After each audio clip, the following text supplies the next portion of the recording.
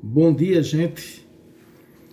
Bom dia, alunos do segundo ano de História, né, da nossa escola. Hoje eu quero, através dessa aula expositiva, começar a tratar de mais um dos capítulos do nosso livro. E o título, ou o conteúdo que nós vamos trabalhar do livro, é o que tem o título A América Portuguesa e a presença holandesa aqui no nosso país, aqui no Brasil. A América Portuguesa e a presença holandesa. Nessa aula, nessa exposição, nós vamos trabalhar a América Portuguesa. Vocês já fizeram atividades que envolveram a colonização da Espanha, a colonização espanhola na América. Vocês também tiveram atividade que contemplou essa atividade, a colonização inglesa na América. E a partir de agora nós vamos começar a trabalhar a presença portuguesa no nosso país, no Brasil. E nós vamos seguir o roteiro do livro que nós temos, que vocês têm, né, que nós temos, que nós usamos em sala de aula. Então, nessa aula de hoje, falando sobre a América Portuguesa, de que nós vamos falar? Né? Nós vamos falar do processo de colonização que os portugueses idealizaram e concretizaram aqui no nosso país. Nós sabemos que os portugueses chegaram aqui em 1500 e depois da chegada dos portugueses, eles vão trabalhar aqui, pelo menos eles vão dirigir o trabalho aqui no Brasil, que nem se chamava Brasil ainda. Eles vão organizar a produção ou a economia aqui na colônia, o Brasil é uma colônia portuguesa, para, através dessas atividades econômicas, Portugal ter lucros com o Brasil. Né?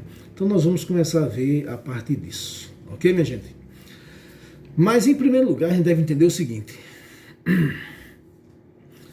que quando Cabral chegou aqui no Brasil, Portugal estava no auge do comércio das especiarias. O comércio das especiarias eram altamente lucrativos para o pequeno país ou pequeno reino de Portugal.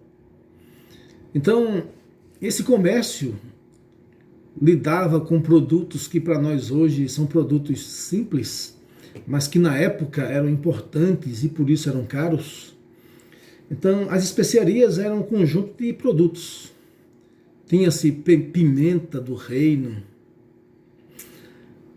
tinha-se cravo, canela e outros produtos que naquela ocasião, início do século XVI, esses produtos eram importantes para conservar alimentos, visto que não havia energia elétrica ainda, pelo menos não se utilizava energia elétrica, e não havia esses modernos meios de refrigeração.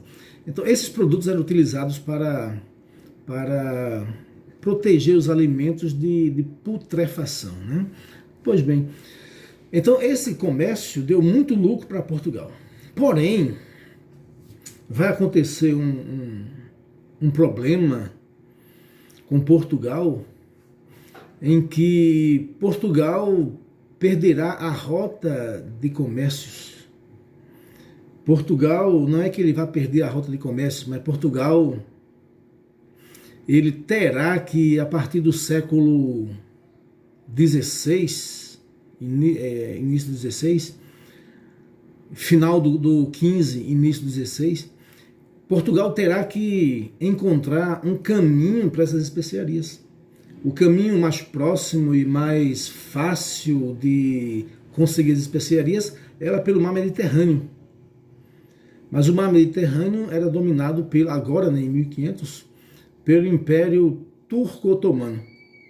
Então os portugueses agora vão descer pela costa da África, chegar lá embaixo no Cabo das Tormentas e se dirigir para a Ásia. E lá na Ásia eles vão trazer esses produtos, né? Então, só que quando chega mais ou menos o ano de 1530, esse comércio das especiarias de Portugal vai começar a declinar, vai começar a cair. E os portugueses agora terão que procurar uma nova fonte de renda para Portugal.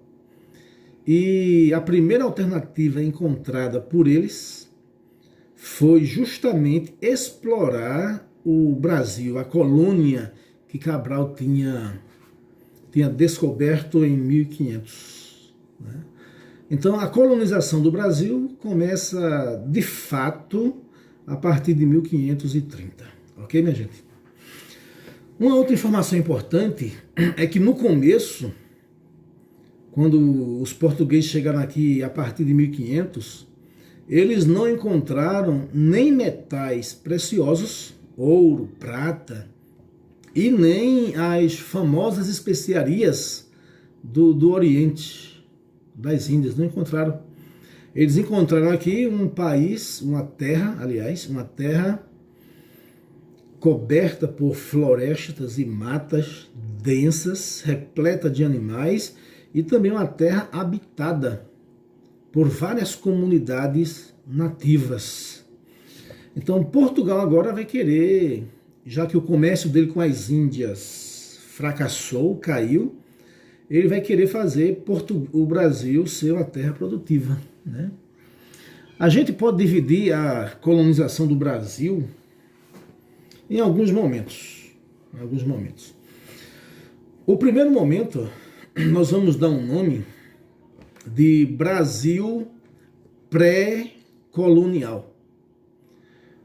O Brasil dá-se o nome de Brasil pré-colonial ao período da história do Brasil em que transcorreu de 1500 até 1530. E o que é que vai acontecer nesse período de mais ou menos 30 anos? Claro que algumas atividades econômicas vão além dos 1530, mas tradicionalmente se coloca de 1500 a 1530 como o período pré-colonial. No livrinho de vocês têm aí um subtítulo, e o subtítulo ou subtópico é Do Escambo à Colonização. Então, durante esses 30 primeiros anos da história do Brasil, os portugueses encontraram aqui um produto que poderia render grandes lucros na Europa. E que produto foi esse? O produto encontrado pelos portugueses foi o pau-brasil. Então, do litoral do Rio Grande do Norte, hoje Rio Grande do Norte, né, até o Rio de Janeiro, a costa brasileira era coberta dessa árvore de pau-brasil. E os europeus já conheciam essa madeira e conheciam principalmente a capacidade que essa árvore tinha de se extrair dela uma tinta que era utilizada na Europa desde há séculos para tingir tecidos. Então, o pau-brasil teria valor no comércio europeu por conta da sua propriedade tintorial.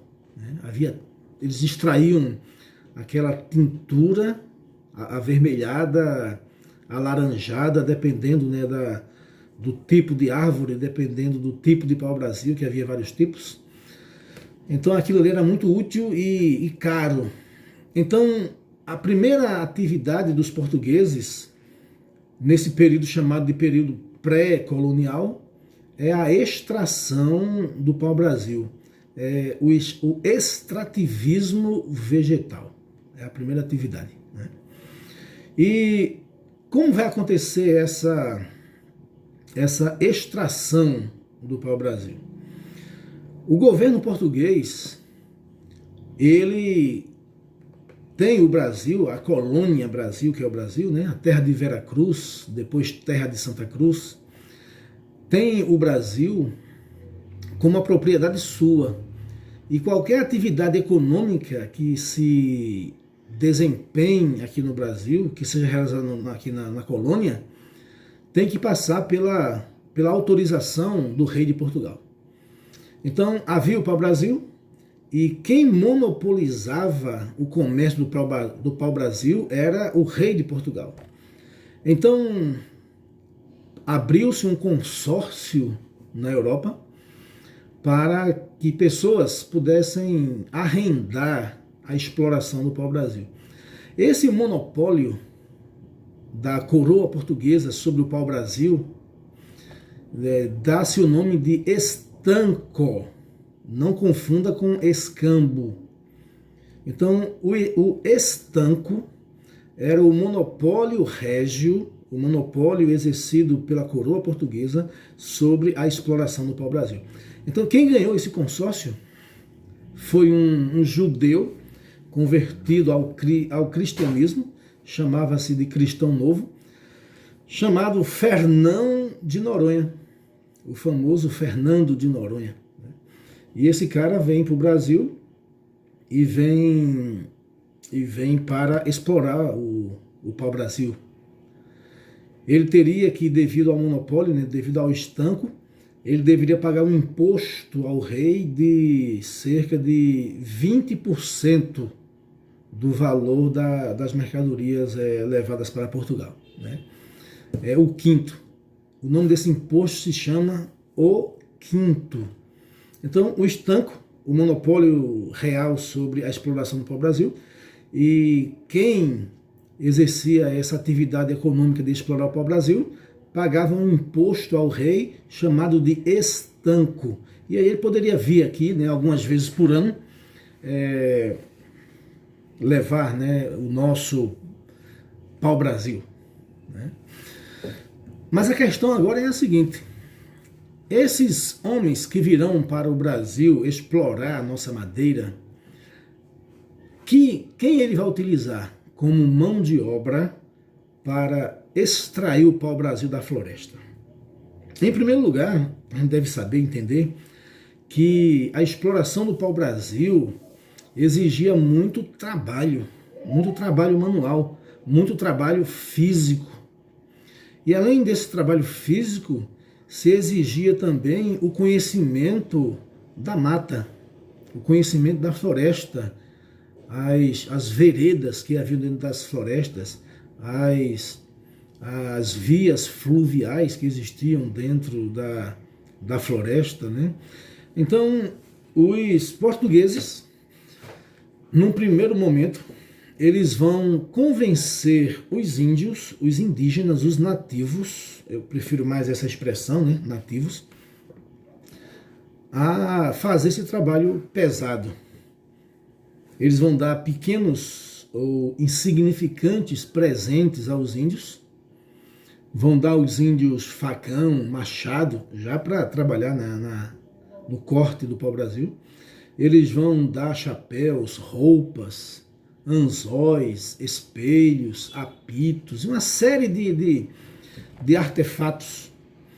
E por conta disso, os indígenas irão trabalhar, entrar na floresta, derrubar a árvore, cortar aquela árvore em vários troncos, colocar nas costas, levar lá para a praia, armazenar, né, aquela madeira. E quando os navios viessem, né, algumas vezes por ano os navios vinham, esses índios também teriam o papel de carregar essas toras de pau-brasil para dentro do navio, e era um trabalho muito árduo, era um trabalho muito, muito duro. Então, os portugueses resolveram essa questão da mão de obra, da extração do pau-brasil, de uma maneira muito simples e barata. deram a eles coisas simples, coisas de pouco valor, que custavam pouco para os portugueses, em troca de muito trabalho, né? Então, nesse período do escambo, né, até a colonização, do início da exploração do pau-brasil até a efetivação da colonização, a partir de 30, os índios foram utilizados para extrair o pau-brasil, né? Então nós vamos ver também agora, né, que nesses primeiros momentos da relação de trabalho entre índios e portugueses, foi razoavelmente amistosa essa relação. Posteriormente, essa relação entre índios e portugueses vai se tornar mais hostil, violenta e opressora. Ok, minha gente? Pronto, esse é o primeiro tópico do capítulo, né? Do escambo à colonização, né? O comércio português com o Oriente, né? O comércio das especiarias, entrou em crise em razão da concorrência de outros países europeus. Então, outros países europeus, principalmente países da Itália, da Península Itálica, esses países ou repúblicas ou cidades-estados, né, elas vão entrar no mercado das especiarias e vai ser um concorrente ou uma concorrência forte contra os portugueses, né? Então, por conta disso, o rei Dom João III, que governava o Brasil, Portugal, né, resolveu iniciar a colonização do Brasil. Então, a partir de 1930, o rei de Portugal, Dom João III, vai preparar uma expedição, vários navios, ou alguns navios, soldados, almirantes, trabalhadores, colonos, padres também virão nessas esquadras. Eles vêm para aqui, para o Brasil, a partir de 1530. E essas expedições, veio uma em 1530, a de Martim Afonso de Souza, mas durante o período pré-colonial, outras já tinham vindo para o Brasil, né? De vez em quando vinham expedições de Portugal para o Brasil, por quê? Porque alguns países europeus não aceitaram o trato entre Espanha e Portugal de dividir a América ou o mundo entre eles. Então, eles não aceitavam e nem davam a mínima para o Tratado de Tordesilhas, dividindo a América entre espanhóis e portugueses. Então, vários países da Europa mandarão também expedições aqui para tirar para o Brasil da colônia portuguesa, que é o nosso país hoje. E o que vai acontecer? Um desses principais países eram os franceses.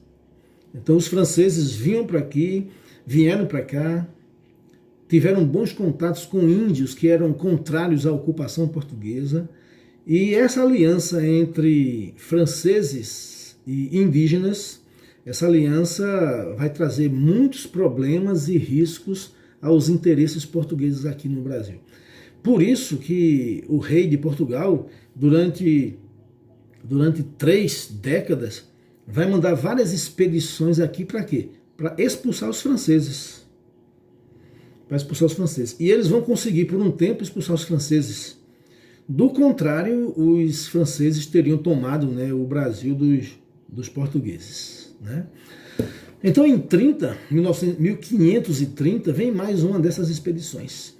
A expedição de Martim Afonso de Souza. Esse camarada combateu os franceses. Esse camarada explorou o litoral brasileiro. Esse camarada fundou uma vila que depois se transformou em uma cidade lá na região que hoje é São Paulo, chamada Vila de São Vicente. É a primeira vila do Brasil. Ele ergueu o primeiro engenho de açúcar. E ele veio para cá fazer o quê? Ocupar veio ocupar o território brasileiro e as capitanias hereditárias que ele recebeu do rei. Ele veio para ocupar, esse camarada, né?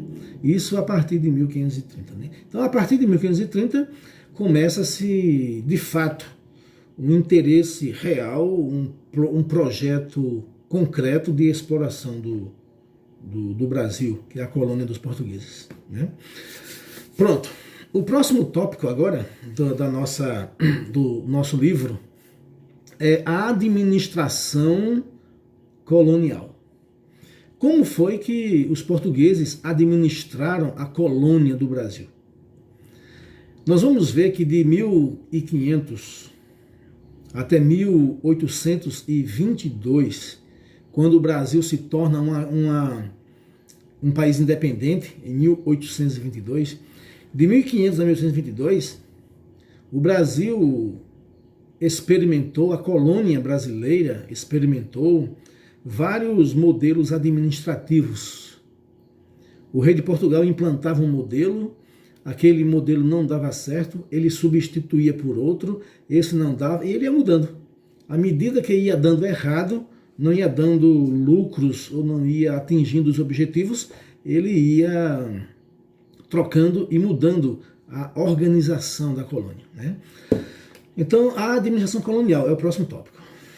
A primeira forma de administração colonial implantada no nosso país foi chamada de as capitanias hereditárias.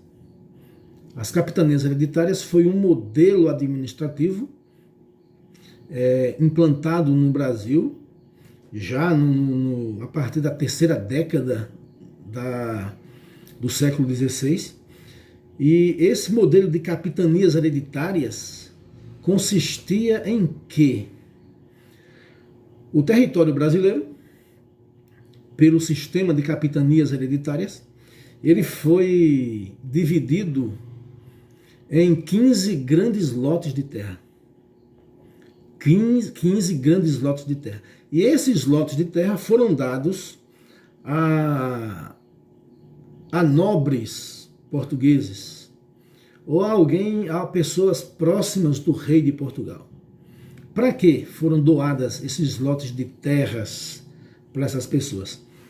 Porque o rei de Portugal, ele queria terceirizar os custos da exploração do Brasil, os custos da colonização do Brasil. O rei não queria gastar dinheiro do cofre, do seu cofre, do cofre do Estado, do cofre do reino. Ele não queria gastar. Então o que ele fez? Ele disse, olha, eu vou doar essas terras para vocês e vocês, com dinheiro próprio, vocês vão fazer essa terra produzir, cada um na sua capitania, cada um no seu lote de terra, né? Então, a partir disso, do sistema de capitanias hereditárias, a partir disso, começa o primeiro modelo administrativo da colônia brasileira. Então, capitanias hereditárias era um sistema que consistia na doação de terras aos donatários do direito de administrar e tirar proveito econômico de lotes de terra na costa brasileira. Então, era um direito que esses caras receberam da coroa portuguesa. Para esses caras serem oficialmente empossados nesses lotes de terra ou nessas capitanias, eles recebiam 2 documentos. O rei de Portugal dava 2 documentos para ele.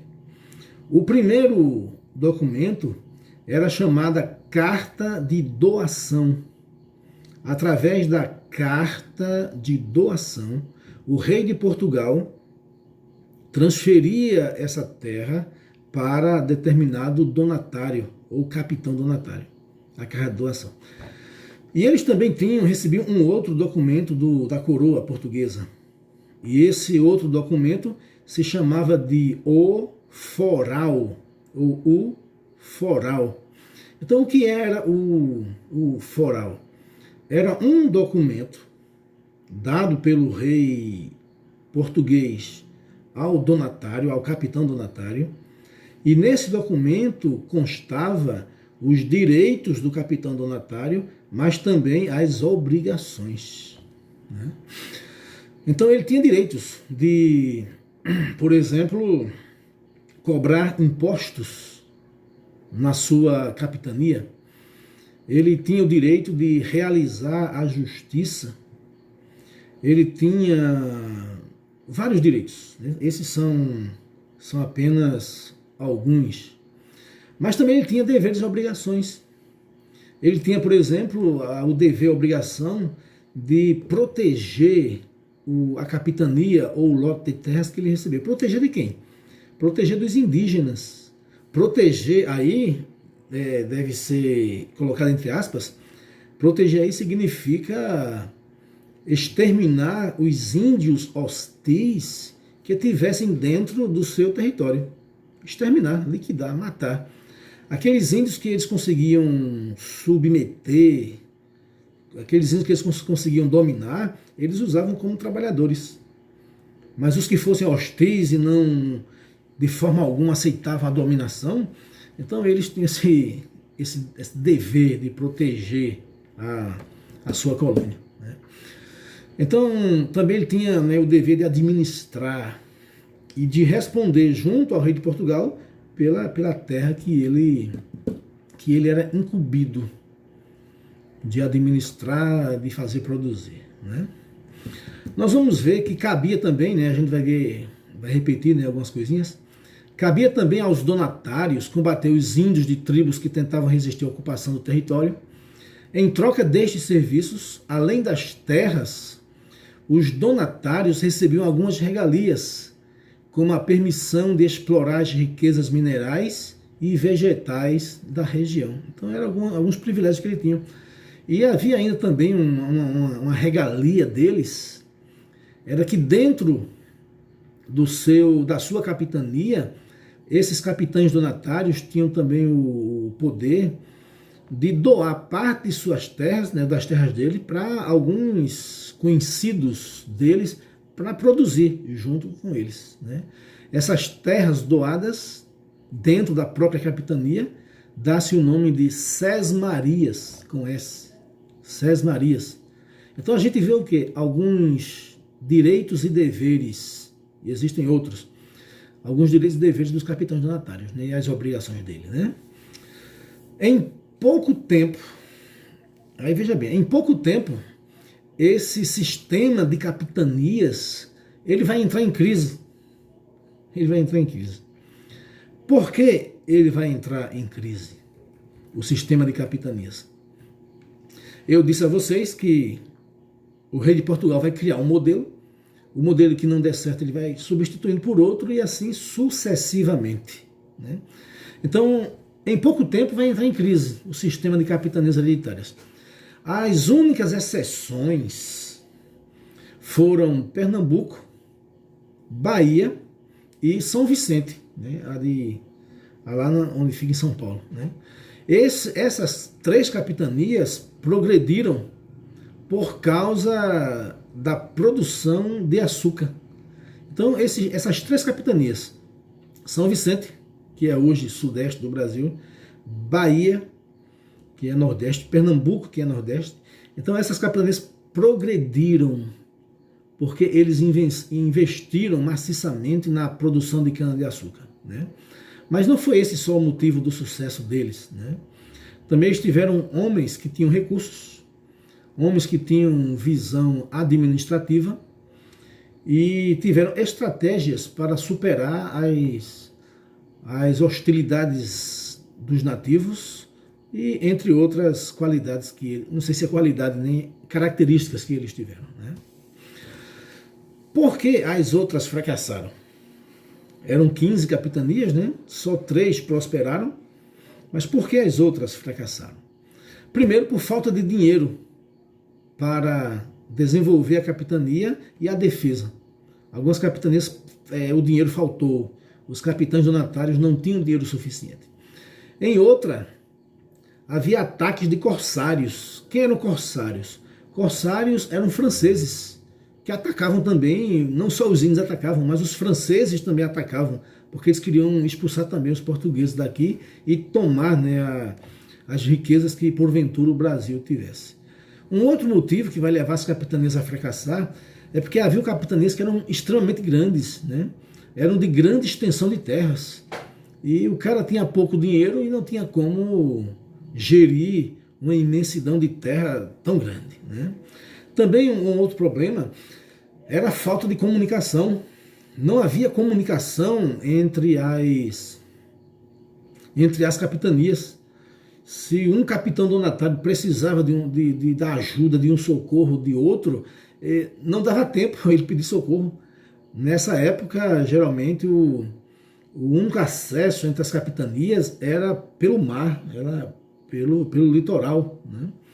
E um outro problema que foi bastante intenso foi a resistência dos índios, dos nativos. Eles resistiram ferozmente contra a ocupação desses capitães donatários. Por quê? Porque eles estavam lutando por suas terras, por suas famílias, por suas roças e por suas vidas, e ainda por sua liberdade.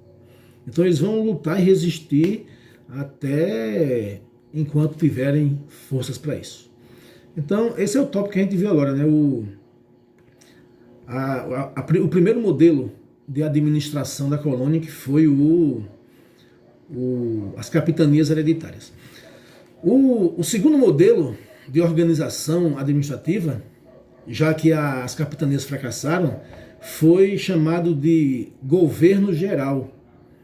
Então, visto que as capitanias fracassaram, o rei Dom João III resolveu criar um novo modelo que centralizasse a administração da colônia. E esse novo tipo de governo, que centralizou a administração, foi chamado de governo geral, né? Então, o rei Dom João III escolheu a Bahia para a sede do governo geral. Então, a Bahia foi a primeira capital do Brasil. E o primeiro governador que vai governar a colônia, né, por meio desse sistema novo de governo geral, é um camarada chamado Tomé de Souza. Tomé de Souza, ele vai chegar à Bahia com 1.000 homens, por 1.000 pessoas, homens não pessoas. Tomé de Souza, quando ele chega aqui, a partir de 1549, 48, 49, ele vai dar início à construção da cidade de Salvador, que é a primeira capital do Brasil.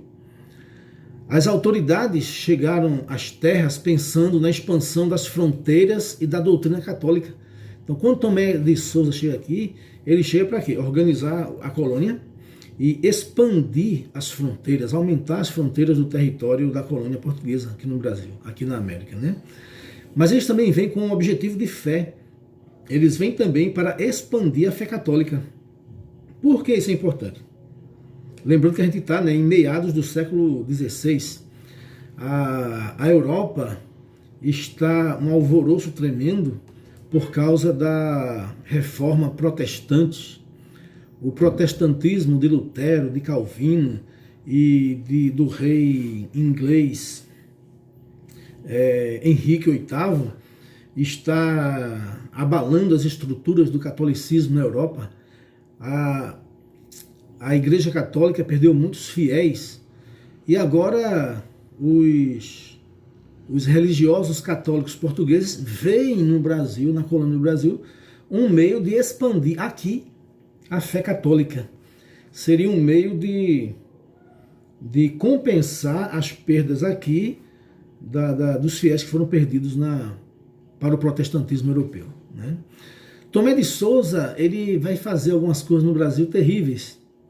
Ele vai escravizar os índios. Tomé de Souza vai escravizar os índios.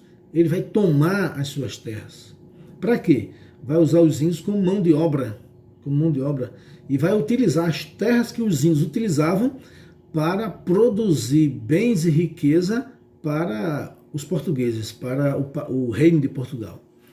Também ele vai construir engenhos ele trouxe já os equipamentos dos engenhos, ele trouxe gado, ele trouxe colonos para criar, né, erguer aqui no Brasil, estabelecer aqui no Brasil ou incrementar, né, aumentar mais ainda que já existia, a produção açucareira, ok? Então ele foi o primeiro governador-geral. Um outro governador-geral, depois do Tomé de Souza, foi um português chamado Duarte da Costa. Duarte da Costa, ele é o segundo governador do Brasil. Ele veio para solidificar o domínio português aqui na chamada Nova Terra. Ele veio para combater os franceses. Os franceses estavam ainda tentando, né, solapar a colônia dos portugueses. Mas também Duarte de Souza veio com a missão de catequizar os índios. De catequizar os índios. E por que catequizar os índios? Então, se você não vence os índios na força da arma, você vence pela ideologia religiosa. Então a religião católica vai ser implantada na mente dos índios para amansá-los, para acalmá-los e torná-los úteis ao projeto colonial do Reino de Portugal, né? Mas além disso, ele veio também para resistir, para esmagar a resistência indígena. Os índios que se opunham ao governo de Duarte da Costa eram esmagados, eram destruídos, eram mortos, né? Não sobrava nada.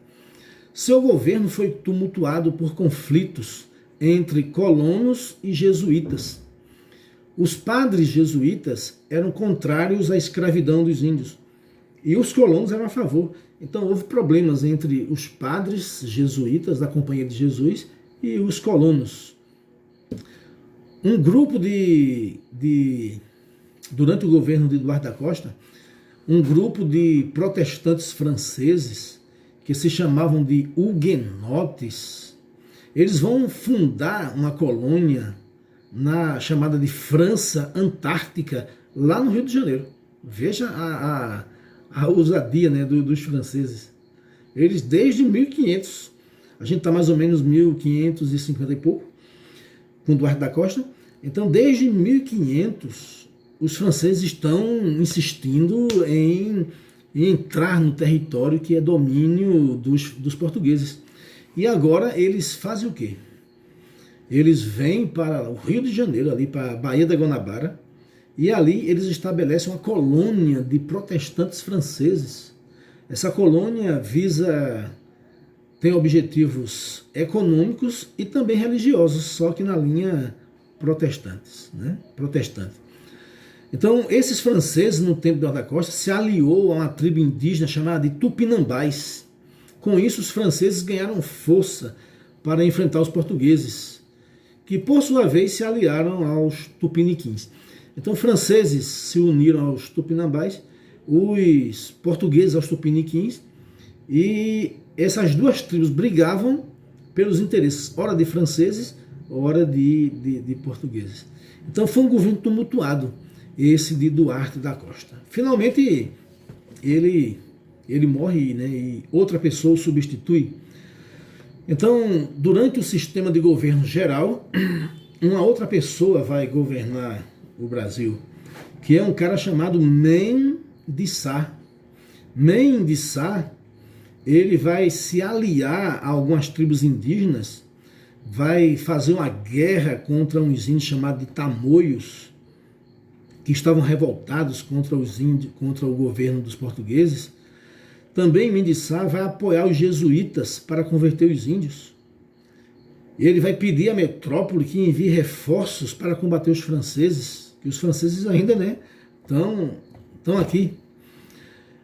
Um sobrinho dele, de Men de Sá, chamado Estácio de Sá, ele vai comandar as tropas enviadas de Portugal, vai fundar um forte lá no Rio de Janeiro, hoje é a cidade de São Sebastião, e através dessas investidas e desses movimentos militares, eles vão conseguir vitória, né, sobre os índios, né? Então vimos aqui, durante o governo geral, era muito problema com Tomé de Souza, com Duarte da Costa e com Mendes Sá, né?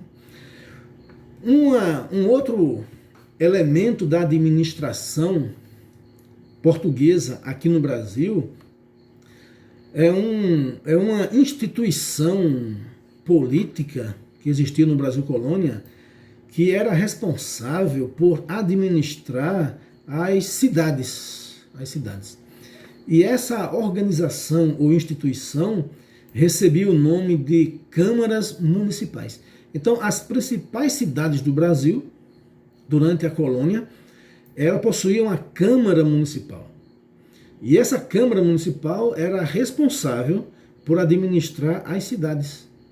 E nós vamos ver agora como era que funcionava essa instituição administrativa municipal do Brasil Colônia. Com o avanço da colonização, foram criados órgãos locais de administração, chamados de câmaras municipais. Então, as câmaras municipais eram órgãos públicos, órgãos do governo português nas cidades, e o objetivo desses órgãos ou dessas câmaras municipais era administrar a cidade.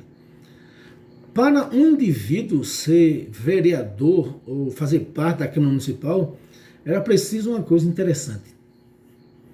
Entre aspas, pureza de sangue.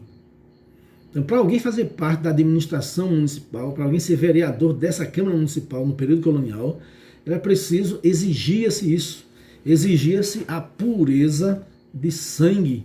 Ou seja, uma pessoa não podia descender de negros.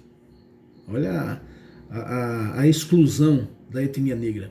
Essa pessoa não podia descender de judeus e nem de mouros. Os mouros foram uma etnia islâmica que governou durante cerca de 8 séculos a Península Ibérica, onde é hoje Portugal e Espanha. Então, nem descendentes de negros, nem de mouros e nem de judeus poderiam fazer parte das câmaras municipais para administrar o interior do Brasil, a cidade do Brasil. Essas câmaras, elas tinham poder de decisão sobre diversos setores da vida pública. Eles cuidavam da administração municipal, da realização de obras públicas, da conservação das ruas e do abastecimento de gêneros e culturas da terra. Então, tinha um trabalho de administrar e de prover recursos para os moradores da cidade, né? Esses homens que eram chamados de puros de sangue, eles também eram chamados de homens bons. Então, quem eram esses homens bons que ocupavam as câmaras municipais?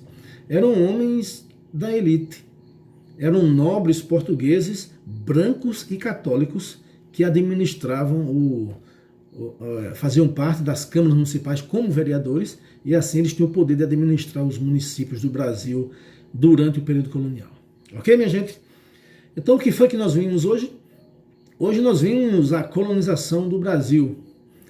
E nós vimos o início da colonização do Brasil através das instituições administrativas que foram criadas e recriadas e substituídas para que